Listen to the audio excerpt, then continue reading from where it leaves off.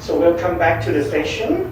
As a main moderator, I think we now begin session 1, which will be moderated by Assistant Professor Dr. Sinina Sermchi, Director of the ASEAN Study, the Faculty of Economics, Chulalongkorn University of NACT, Thailand. The sessions will include 3 participants focusing on regulatory alliance in the EV sector. So please join this session by allowing Dr. Sinina.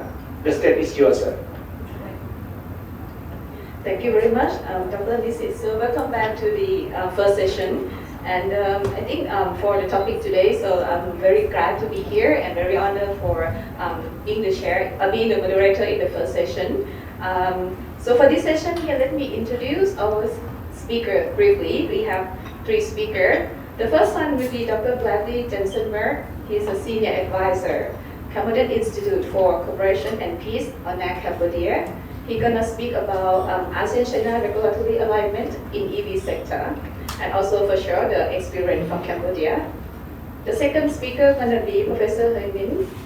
She's an associate professor, the School of International Economics, China Foreign Affairs University, NACT China. She's gonna speak on ASEAN-China regulatory excellent collaboration, achievement, challenges, and also the prospect. And the third presenter gonna be Mr. Songgun Wickrasuno, the research manager, ASEAN Study Center from Universitas Gadjah Mada from Indonesia. He's gonna speak on bridging regulatory divergence in EV standard, lesson from Indonesia EV policy, and the role of ASEAN-China supply chain integration. So that is for the overview for this session. Without further ado, I would like to invite Brad to start your presentation. You have around 15 minutes. Thank you. Please. Thank you very much. Good morning. And forgive me for sitting while doing this. I sprained my ankle the other day, so if I stand, it's going to be painful and less to do the presentation. On behalf of His Royal Highness Samdech Prince Norodom Siravut, the chairman of CICP, it's my pleasure to be here today on behalf of NACT Cambodia. As you may have noticed, I am not, in fact, Khmer, but I have lived and worked in Cambodia for 10 years and with CICP for about the same amount of time. So it's my pleasure, even though I'm not Khmer, but as a resident of Cambodia, to be here on behalf of CICP.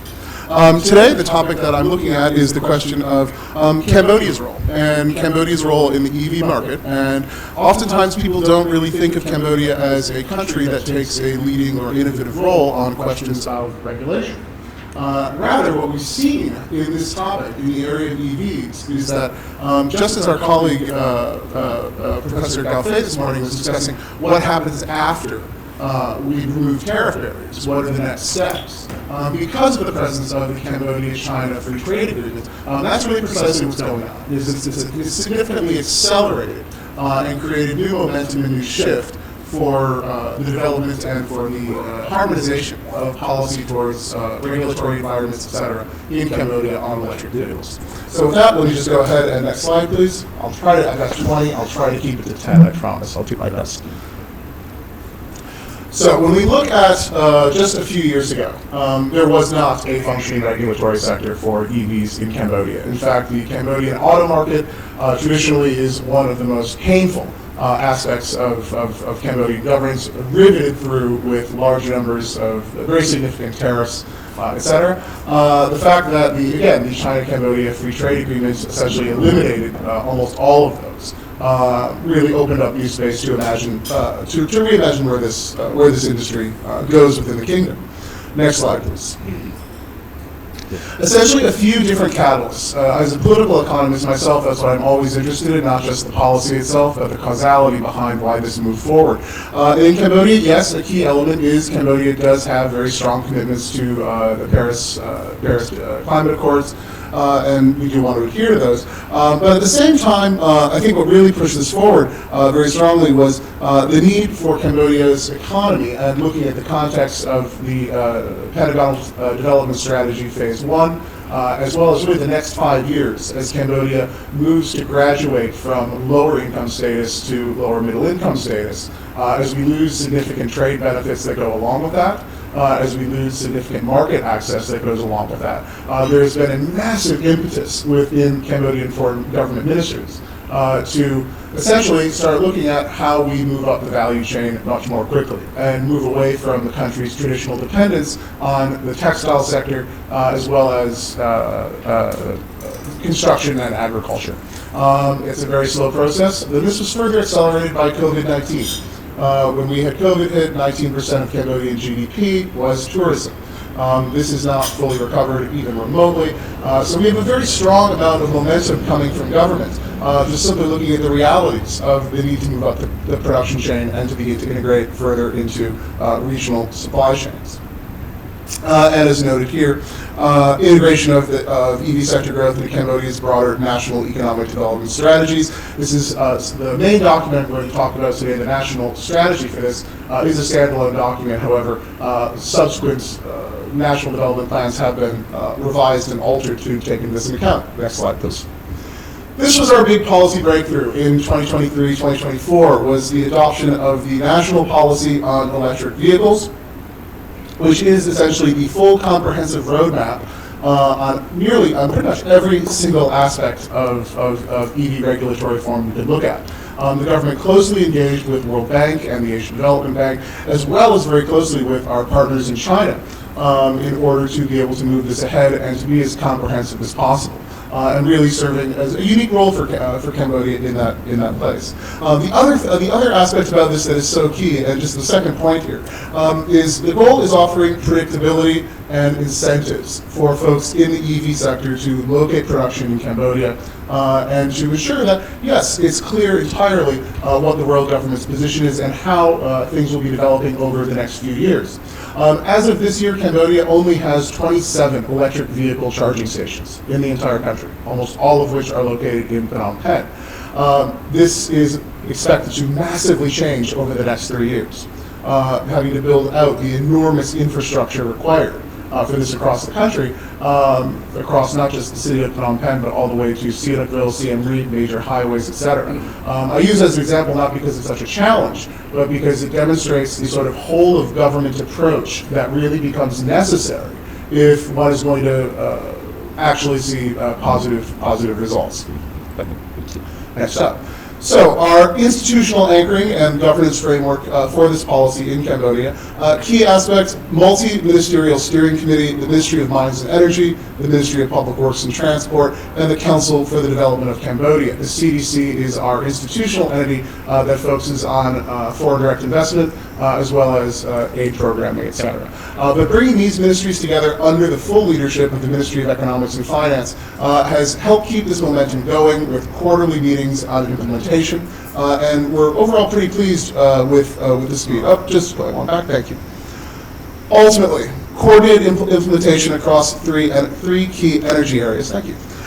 Energy supply, infrastructure development, and investment promotion. And that regulatory framework is not just about tariff structures, it's not just about standardization and harmonization of inputs and requirements. It is about building an entirely new infrastructure to support these vehicles. And that, I think, is what we've seen in other countries has become quite a hiccup. But being able to get ahead of that and coordinating that can be highly effective. At the same time, the Council for Development of Cambodia plays a key role in streamlining investment approvals and ensuring that foreign investment aligns with national electronic vehicle policy objectives. What did I do? Oh, there we go. Just small click. Small click. Small click. Right here is this. Which one? Right in. There we go. Okay, thank you.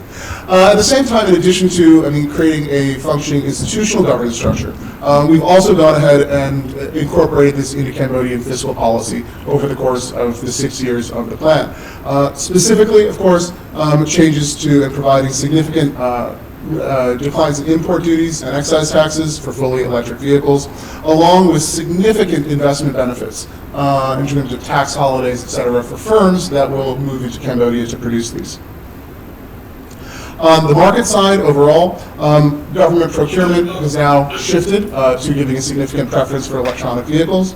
At the same time, we see public awareness campaigns by the Ministry of Environment encouraging the purchase of EVs, and pilot programs, new taxi fleets in Phnom Penh, as well as even the National Bank of Cambodia focusing on providing preferential loan rates and green financing options for EV purchases. This is, again, light years ahead of where we really expected to be just a few years ago. But I think it also demonstrates just how quickly and effectively these policy frameworks can be built out. Yep. Too fast. Sorry. Got the disposition. Good minds went into. Okay. Sorry, bit of a slow clicker, fair warning, for folks doing this next. We'll go ahead and shift towards the question of change. Let's shift back to the question of infrastructure. Again, looking at the sheer scale of this, the necessity of developing up this national charging network, et cetera, having to bring in our mainstay energy supplier, as well as to develop entirely new bodies of regulation to standardize charging protocols, ensuring interoperability and compatibility with regional international standards. All of this is significantly beyond anything that we've done in industrial policy for one particular industry in the national history of Cambodia.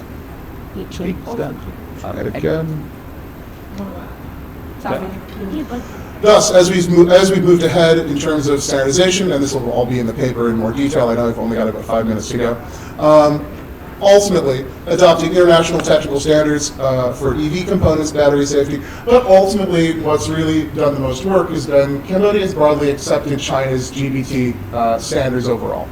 These are being adopted, they've been adopted consistently, and it does make things significantly faster moving ahead.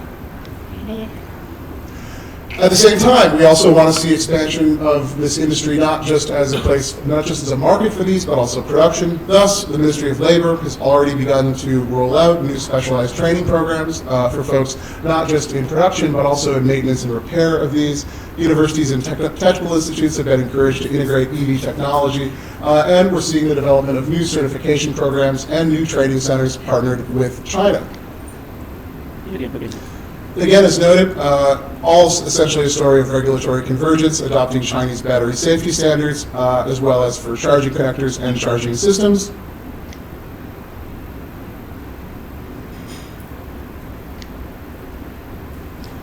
And ultimately, looking at some of the next steps that I think are the most interesting that we've begun to see in the formal quarterly meetings. Second in particular, regulatory sandboxes. This will be the first time that we've really done a sandbox approach to regulation. We know that various people are now very excited about sandboxes for AI, but for EVs, we haven't done it. And so we're looking at this in terms of engaging with firms, particularly Chinese firms, as to how to build out and use this new technology with particular regulatory incentives and see what can actually support the market, support new pilot projects, et cetera, as we move ahead in this area. Ultimately, we also see significant growth and now new collaboration agreements with Chinese research institutes and EV manufacturers, which are actively beginning to work with Cambodian partners, and new incentives for the establishment of joint ventures and R&D centers in Cambodia overall. Ultimately, this has now become a core part of national industrial policy and for the promotion of Cambodian special economic zones, along with clear investment missions promoting Chinese and other EV manufacturers basing their production within Cambodia. Overall, just a few takeaways and a few other points as well. Ultimately, the 2024-2030 policy serves as a very workable case study for other countries that are looking at moving into this space and looking at how ASEAN might move ahead. It demonstrates how a targeted regulatory architecture can, at the same time, serve as a powerful driver of foreign and domestic investment while facilitating regional integration. At the same time, however, you ultimately have to have some impetus behind this, some genuine need for this change. For Cambodia, this very much stems, again, out of our shifting out of lower middle income status, the challenges of COVID, as well as the need to demonstrate to our partners clear long-term goals, cross-ministerial coordination, and a more proactive approach in the adoption of international standards and best practice.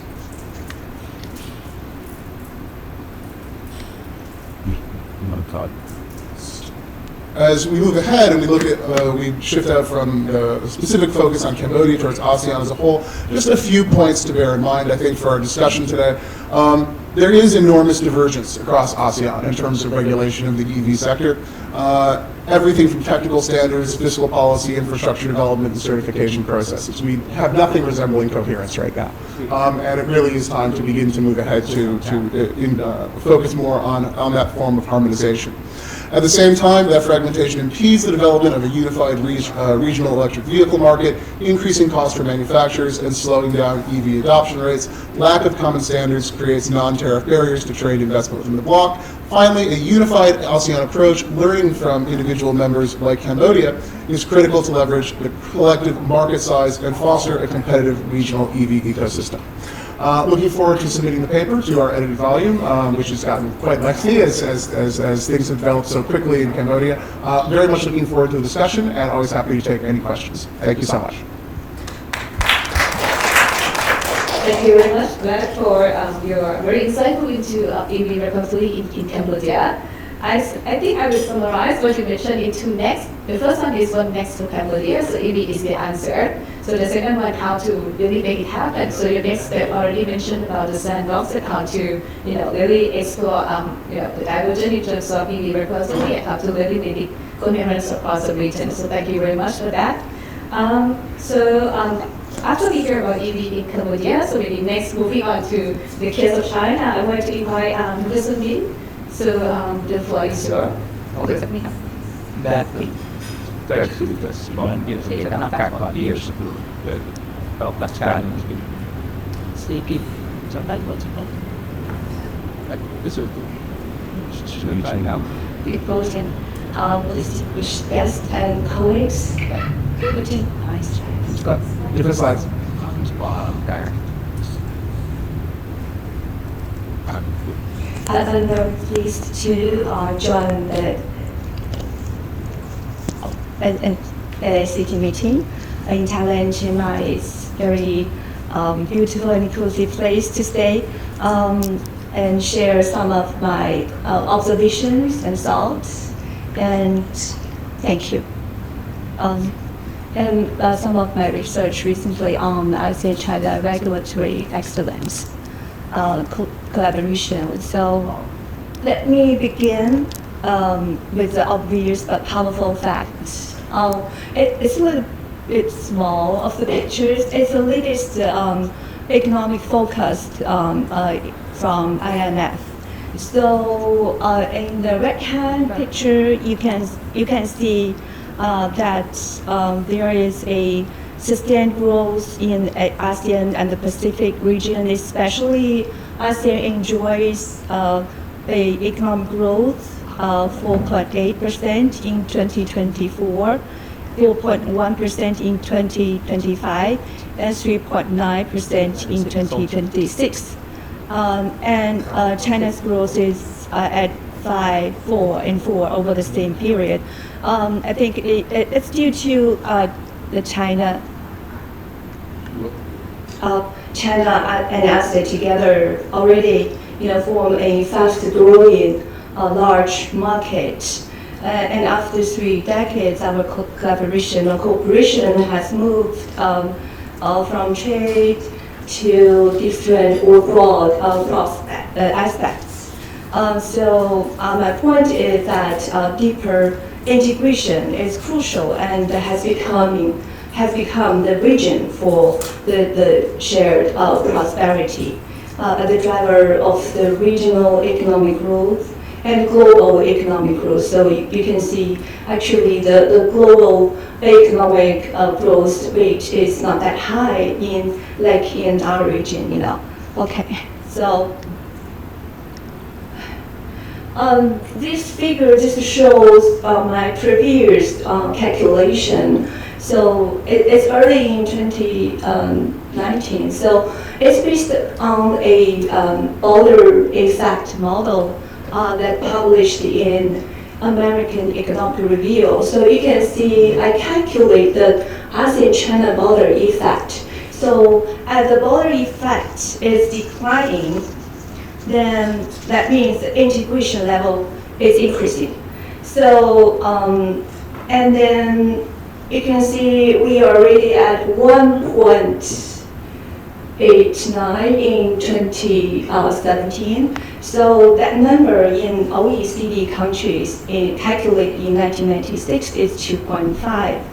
And in Canada and US, between Canada and US, it's 2.11. So actually, that figure means that integration level right now actually is kind of getting higher, any higher than OECD, EU, and NACT at the time. So, but you can see it kind of going back slightly, because the cutting. So my explanation is that the tariff cutting is already kind of, it will almost get like 100% zero tariff. So we need another or more drivers for our further integration. So I joined another factor called doing business index. So you can see that figure is very small. So if I add that doing business index, so the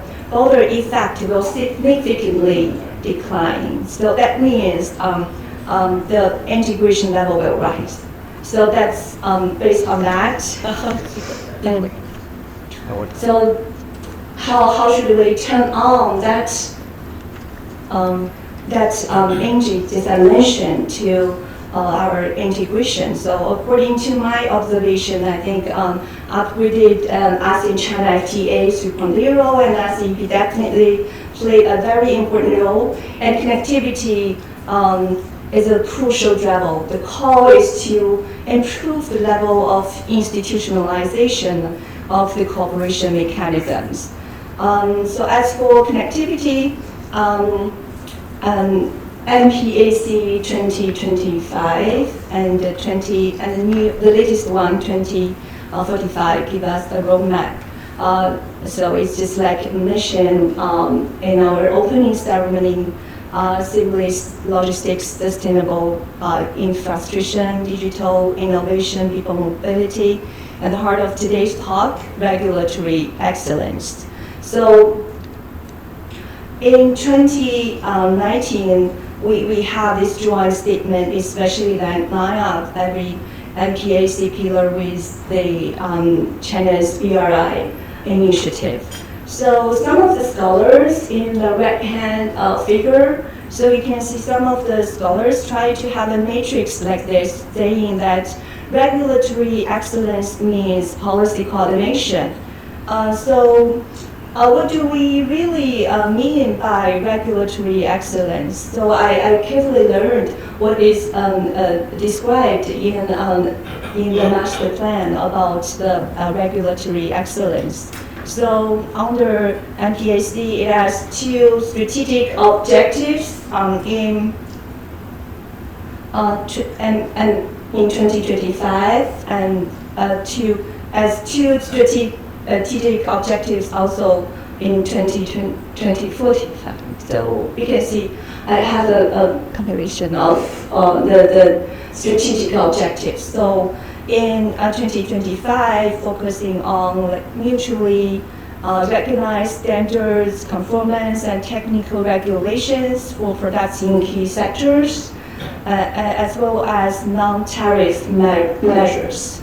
And for 2045, we have like strengthen and implementation of good regulatory practices in regional trade and investment, and then improve knowledge and capacity on the policies and regulations to facilitate cross-border trade, logistics, and investment. So measures are very concrete in this MPAC 2045. So it has like electronic exchange of trade documents through ASEAN, through single window and mutual recognition agreements, green supply chain safeguards, as well as streamlined cross-border trade and investment procedures to facilitate ease of doing business, is that mission? Oh, God. Sorry. Do you have a minute? Yeah, right. The we can be the security agency. Yeah. But yeah. Oh, what? That's it. I just summarize. I mean, it's according to my observation. So, what we have achieved or what we have done on that issue, regulatory excellence. So, from one side, we have a robust framework and mechanism. So you can see agreements such as ASEAN-China FTA 3.0 and RCEP. As well as joint statements from different levels. Right now, we even have a broader regional cooperation like China, ASEAN, GCC joint statement, and also leader statement and ministry level statements, just like Bradley just mentioned. So we have this ministry level statement. Provide strong institutional support. These multi-level dialogue, combining that I mentioned, RTAs, talks, and specific topic collaborations, I think address diverse needs of institutional approach of cooperation. So in practice side, we have pilot zone. I think Bradley just also mentioned about that.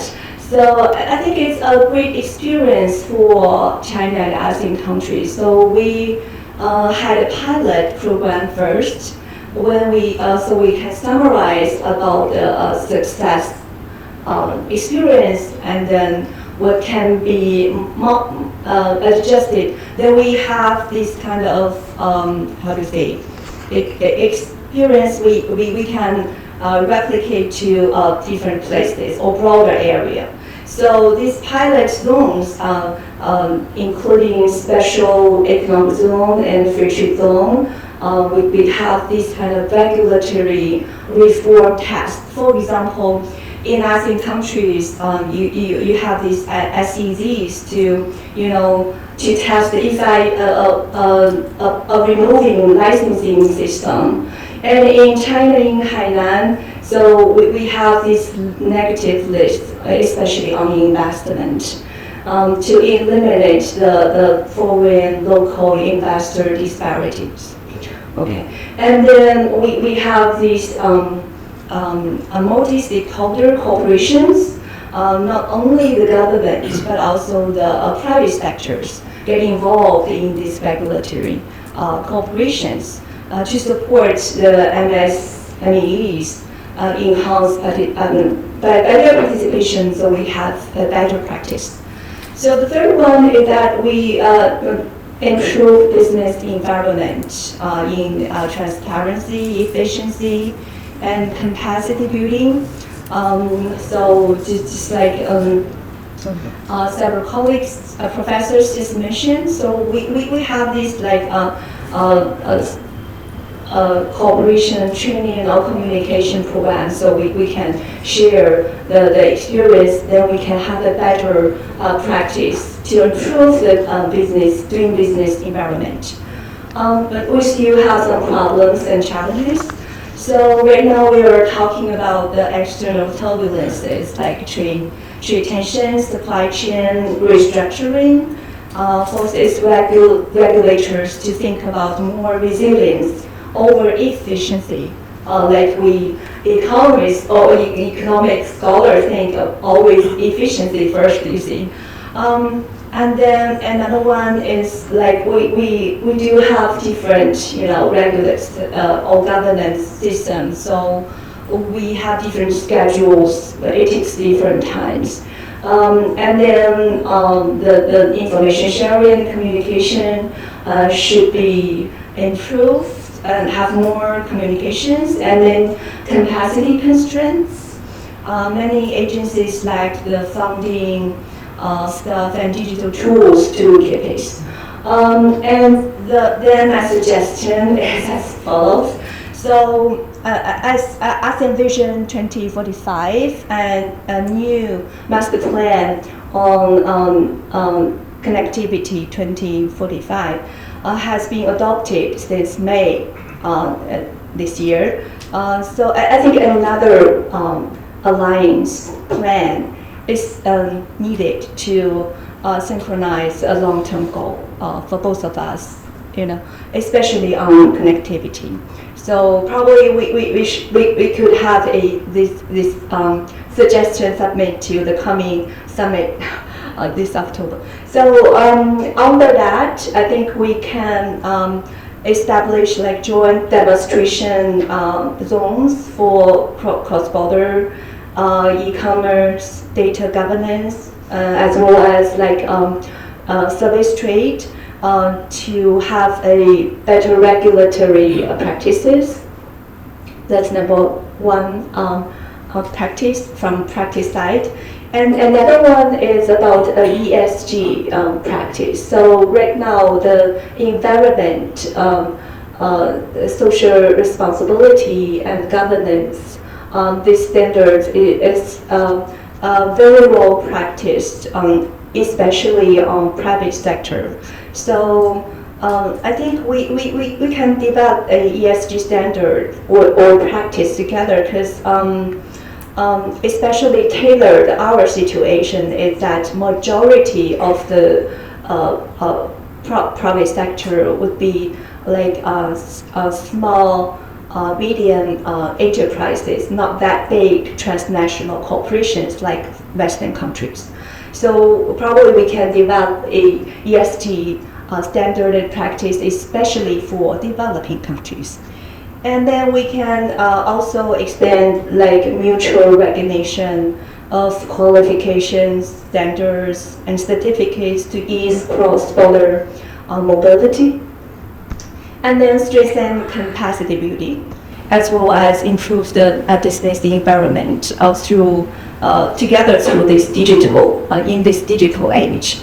To sum up, regulatory excellence, I think it's just like the several guests this in the opening ceremony. It's no longer a something like in paper. So it is a measurable public goods, and it should be transferred into practical measures, political policy measures. So if we have a good framework, so like transparent, interoperable framework, the private sector will finish the job probably through the connectivity itself. So that's all for my presentation. Thank you for your attention. So I look forward to your question.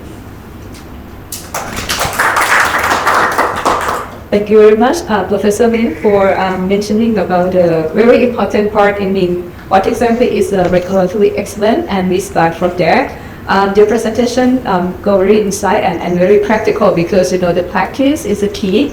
And some example from the case of China, for example, like the pivot. So it can be, but when you're telling, maybe people don't understand how to work on it, but it's just showing. And also the sharing the experience and practice going to be the very key one for that it will fit on for the integrated excellence. You touched upon many that mentioned e-commerce, service trade, also for sure ESG has to be there. And I think the MRA is one complete example about how to recognize each other standard and qualification, which is one of the very key point to really make it efficient now, so the economies are use efficiency here. And last but not least, I think capacity building, because it's all about the people who are the center, and as I mentioned in the ASEAN community vision, that people at the center, so we need to equip our people. So thank you very much. Next, we will move on to the case of Indonesia, which is a key player in EV market. So Mr. Vikasino, the floor is yours, please. Thank you very much. Thank you very much for the moderator for the warm welcome. Actually, my presentation is quite similar with Dr. Bradley and Professor Min that has said this presentation before. So First thing first, it's a pleasure to be with you today. My name is Kembali Caksono, and I'm bringing the presentation about the bridging regulatory divergences in electric vehicle standards, lesson from Indonesia's EV policy and its role in ASEAN-China's supply chain integration. So this work is actually based on the pressing concern: how can we ensure that our transition to electric mobility in Southeast Asia is not fragmented by incompatible standards, but instead moves forward as a unified regional effort? So let's begin with the purpose of this study. I think the global momentum of the electric vehicles is stronger than ever, and within the framework like the ASEAN and the ASEAN-China Network Initiative, EVs are positioned as the driver of the grid infrastructure and regional economic integration. Yet, as we dig into the actual regulation and standards between the countries, we find a significant mismatches. And I do think that those mismatches can increase the cost, duplicated testings, and slow the integration within the framework of the ASEAN and China integration in particular. This brings us to our guiding questions. First, what are the major technical divergences between Indonesia's EV standards and China? Second, how do these divergences affect Indonesia's role? And the last one, what policy pathways can promote the regulatory standards? So I think those questions are not just theoretical, they have deep implication for industrial competitiveness, environmental goals, and foreign investment. So this study addresses a critical research gap, one that hasn't received enough attention in existing literature. So I began this presentation based on these 5 topics about the regulatory divergence, Indonesia's dual role, and ASEAN approaches in MPAC 2025. And lastly, we will talk about the policy coherence in regards to the ASEAN integration, and also how China can bridge the policy integration. So let me walk you through the conceptual framework, the flow of the problem in a simple logical sequence. It begins with the regulatory divergence, where ASEAN countries and China misalign, especially on battery safety, charging protocols, and certification. The impact doesn't stop there. I think those barriers contribute to a fragmented supply chain, and without the standardization, companies face logistical inefficiencies and incompatible competitiveness. ASEAN and China, in this regard, lose the opportunity to build a seamless, integrated electric vehicle ecosystem, one that could benefit on a scale, specification, specialization, and the stronger economic flows. So, in short, what begins as a technical mismatch between ASEAN and China turns into an economic disadvantage. And that's why regulatory coherence is not just a policy concern, it's a strategic imperative. So, these are the, let's now compare how the electric vehicle standards are evolving in ASEAN versus China. So, in ASEAN countries, as we know, while showing commendable progress in issuing the EV roadmaps, remain highly fragmented in their approaches. Each country tends to adopt the standards influenced by different international models like the European standards, American standards, or Japanese standards, leading to a patchwork and technical requirements. So even within ASEAN, we can find there is no single country that set the rules of the battery safety, charging protocols, standardization, and the vehicle grid communication. So in contrast, China has taken a very different approach, a very different route in this regards. It has established a centralized and enforceable standards from China regime led by the State Council and other agencies. This includes the stringent battery and safety requirements are not domestically applied, but also being recognized internationally, influencing the ISO standards. The key takeaway in this regards, I think, the ASEAN's regulatory diversity, though reflective and different in each country's unique context, those limits the interoperability. Meanwhile, China's centralized system creates a high bar for market entry, but also ensures consistency, efficiency, and scalability.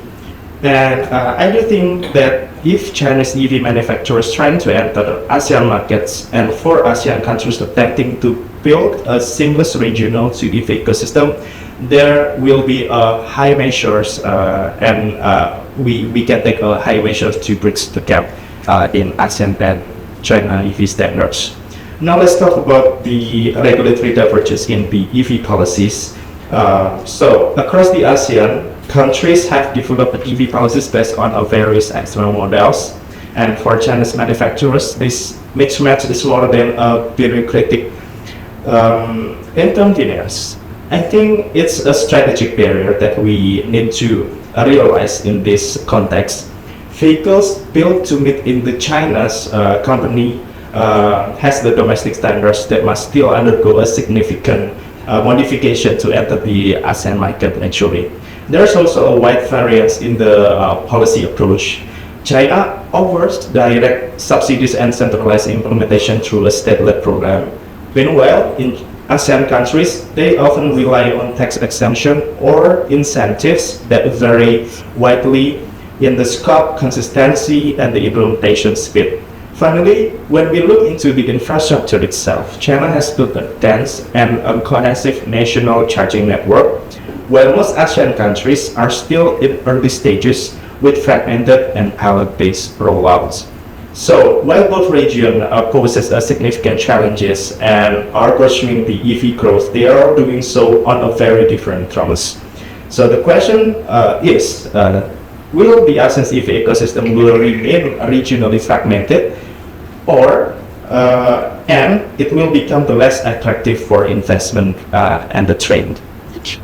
So now let's talk about the consequences. What happens when standards don't align? This study finds three major implications that directly affect the regional EV landscape. The first one is the costing efficiencies for manufacturers. Second one is the reduced investor confidence, and the third one is the limited cross-border EV trade. So while divergence might seem technical on the surface, its impact is deeply structural, and I do think without the harmonized regulation in this region, ASEAN and China will struggle to unlock the full potential of a unified, competitive, and sustainable EVs infrastructure. Now, shifting focus to Indonesia's policy framework, this is where we see both tremendous potential and important challenges. We can see that Indonesian policy approach by 2026, Indonesia aims for 80 domestic content in electric vehicles, a goal that I think reflects its desire to build an integrated industrial base from the mineral extraction to final assembly. Then the incentive package is broad. However, despite this comprehensive policy architecture, a major issue remains based on this data. Indonesia's standards are largely unaligned with the China policy approach with the regional or Chinese frameworks. Chinese EV producers must undertake a parallel compliance processes when entering the Indonesian market, especially in battery certification and vehicle homogeneity. Then, of course, this adds friction and undercuts the goal of integration. Moreover, Indonesia's policy approach is industrial focused and protectionist. While this helps boost domestic capacity, it stands in contrast to Thailand's export and export-oriented models. If Indonesia wants to be a key regional EV player, not just a national champion, it must strike a better balance between the local protection and the regional harmonization. Let's now compare how different Southeast ASEAN countries are approaching EV policies. In this data, provide the comparisons among the ASEAN countries, which are Indonesia, Thailand, Vietnam, Malaysia, and the Philippines. Thailand, in this context, clearly leads the region with a well-structured, export-driven in the EV strategies. Meanwhile, Vietnam presents a different case. Its approach is a forward-looking, with a long-term goal, and it plans to phase out fossil fuel vehicles by 2040. Indonesia, as we discussed, has high ambition for a rich upstream resources, but faces an execution challenges. Malaysia and the Philippines are adopting more measured strategies, and their policy, I think, they do focus on the public transport, targeted incentive, and gradual infrastructure. So the key lesson here is that successful EV transition is not just about the declaring goals.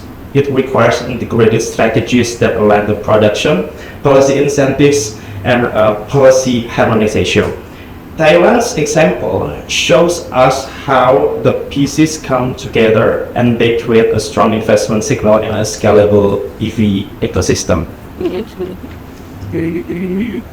So let's turn into the regional level of the ASEAN Connectivity and 2025, or NACT 2025.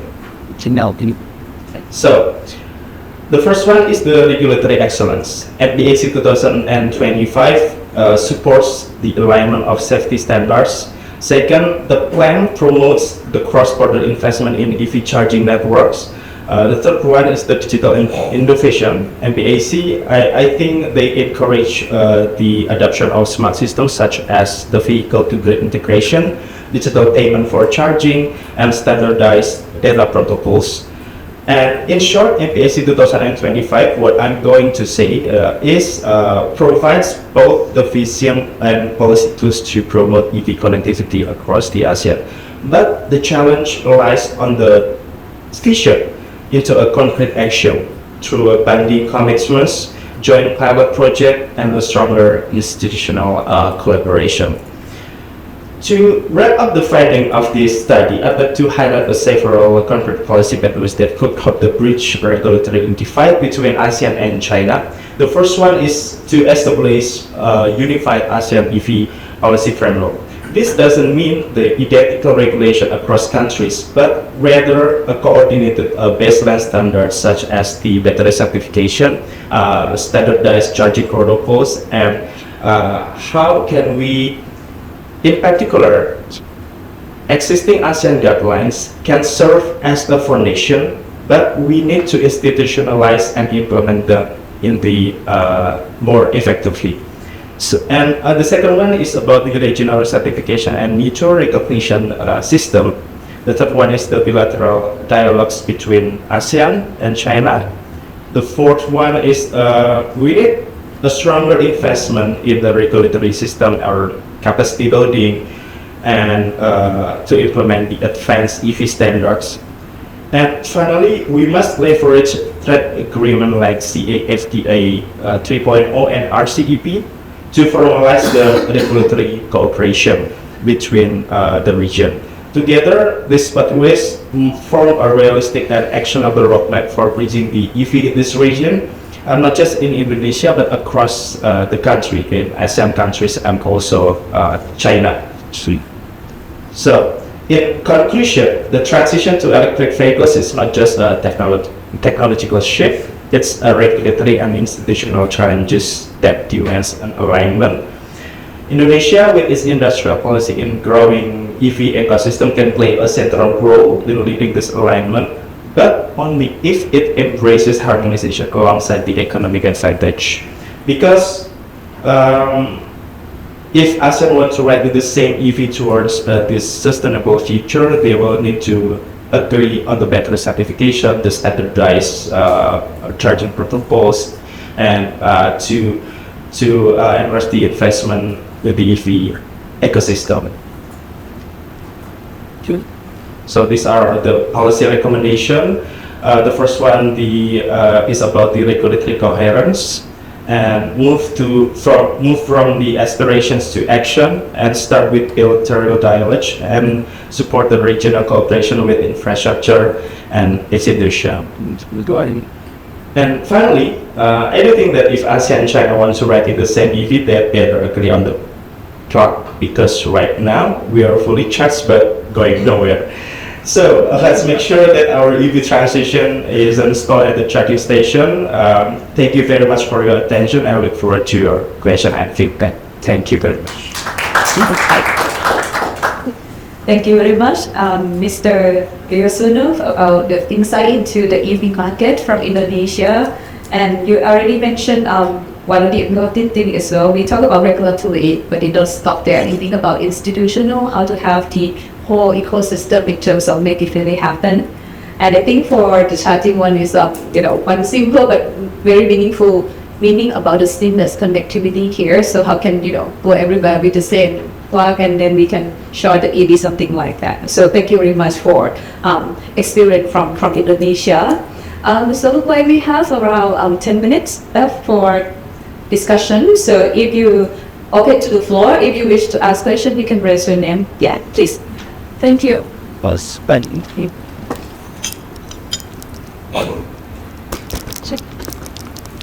I can. All right. Yeah, we love it. Well, okay, okay. Yeah. So basically, my question focuses on the capacity building for all three of you. So for the Cambodia and Indonesia, I wonder whether you have any joint education program or joint research and development institute or program with China or US, those leading countries in EV sector. Because if we remember, actually in the early year when China developed its own manufacturing sector, actually they have the Microsoft, IBM, and even now the Tesla. They are all those biotechnical companies. They have sponsored joint program with 80 Chinese universities, or with with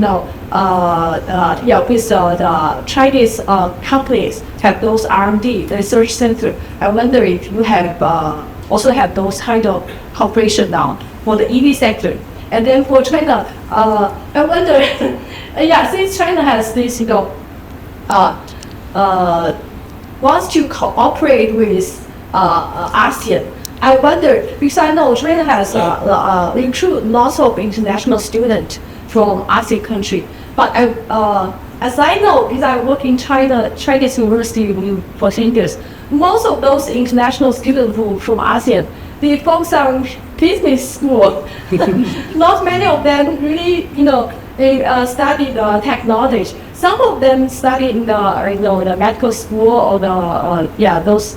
But for EV, for like a regulatory, those standards build up, I think we need more talents on both sides to understand both sides, right? I wonder if China has this kind of specific policy to sponsor ASEAN country students, because for those programs it's quite expensive, I know, for the EV program or for the other digital economy related. Yeah, thank you.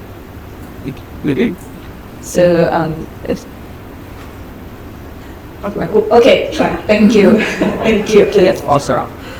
It's a great question, and really goes to, I think, one of the heart of one of the big questions on how the EV market expands, which is precisely the human capital question. Both in terms of, not just in terms of manufacturing, but what we see in Cambodia is a really clear recognition by the government, and again, in consultation with Chinese donors and partners, that yes, if we want the sector to expand, we actually need local folks who are trained, who know this equipment, who know all of this, and we don't have it right now, not with local. It's only just started, essentially. And as we move forward, the ITC, as Institute of Technology de Cambodge, our main technical university, has begun to build a program. And also, the royal government last year released its new technical vocational education training strategy, so TVET. And yes, this is now explicitly included in that, along with the development of joint training centers. BYD and other firms have also begun. We haven't seen anything open along the lines of the level of cooperation we've had in Cambodia with Huawei, but it is definitely in the pipeline. It's moving ahead. So we expect that it'll probably show up as a pilot program initially at either ITC or another partnered institution. But it's an exciting time, and I think this is the road ahead. And it really goes to that huge N2B that's out there on just human capital oneness, especially for smaller ventures. So just so is this just with China always both U.S. and China? Is both of this? The U.S. is for U.S. auto industry in Cambodia. We've only over the course of the last few years seen the expansion of assembly vehicles into the area in Bavet. Basically, Cambodia is beginning to integrate with U.S. Vehicle production chains over the border in Ho Chi Minh City. The electric vehicles, you've seen minimal to no engagement from the American side. China's entirely the leading party again. Thank you. Thank you. To continue, maybe I ask the case of audio to go first. Okay. Yeah. Thank you very much for the question, and I think that's a nice insight regarding to the research and development center that has built in Indonesia to forward these incentives in these electric vehicle frameworks. When we take a look in the Indonesian's context, the EVs or electric vehicle is still new in Indonesia. There's still a growing sentiment in the public sentiment, of course, regarding how can we move forward from the oil to electric vehicle, right? So based on this context, I think the EVs implementation framework and the policy, Indonesia is still stuck in the policy approaches while managing the public sentiment. We haven't moved forward to integrated and elaborated standards of the EV vehicles. So not to mention about the public sentiment itself. So I think Indonesia must learn more from China, from the different Chinese architecture of the how to build the policy incentives and the policy approach that can be implemented not only in Indonesia but also from across the ASEAN countries. I hope that answers. Thank you. Thank you. Professor, please. Thank you. Thank you for your question. I think for the first one, capacity building, as far as I know, so just I mentioned like slides that we have like ministry level joint statement. That under that statement we will have that kind of like training program or communication program. I don't have specific information about that. So I think, for example, for agriculture cooperation, normally we have further communication about digital agriculture. And for my field is in trade. So as far as I know, for custom, so they have like communications and training programs like in like harbor management and practices. So I think on the different level, so we have like top-down of like situation. So we have a joint statement, and under that we have specific programs to catch up with what we have to create. So we evaluate. So that's why we have action plan actually. So specific years like just that we talk about it's announced in 2019 for this NACT and PAC and synergy with BRI is to 2025. So we have from 2019 to 2025. So I think we need another action plan actually. So to have more programs, specific programs. That's for question one. For question two, for me, I don't have specific statistics for the international students from ASEAN countries. From my understanding, because I'm in economics, so this day we can have communications with colleagues from Chiang University. So I think one thing we agree that development It's an absolute principle. So under this shifting geopolitical landscape right now, it's a turbulent world, a lot of uncertainties. So what we can do is that we have common development through economic coalitions. So I think probably that's one of the reasons. And I think we will have more like specific in like the industrial level communications probably when we have more like international students in different areas. But this time, yes, thank you. Thank you very much. So, any other questions? Please. I'd like to understand that. Okay, thanks very much for your presentation. It's very informative. I just have one question more on the supply chain side, because from my understanding, this is a very new area that hasn't yet matured, and therefore a lot of countries in Southeast Asia, in ASEAN, want to build a localized supply chain. We have people in Malaysia, policymakers are saying they want to localize it. In Indonesia, they also have the same push to localize supply chains. So how do we balance the need for regional integration in EV supply chains with the impetus or the sort of desire for national policymakers to, with their national economic priorities?